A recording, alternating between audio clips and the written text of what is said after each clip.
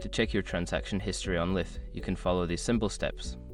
This guide will help you navigate the app or website to find your ride details and payment history. Step 1. Open the Lyft app. Launch the Lyft app on your smartphone.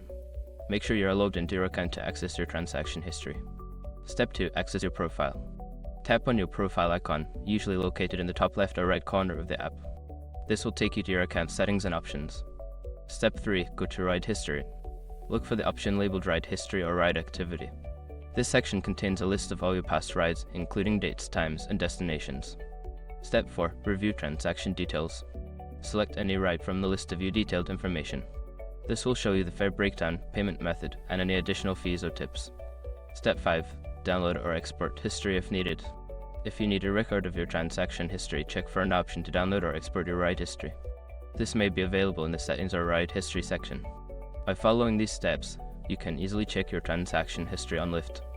If you have any further questions, feel free to explore the app's help section or contact customer support.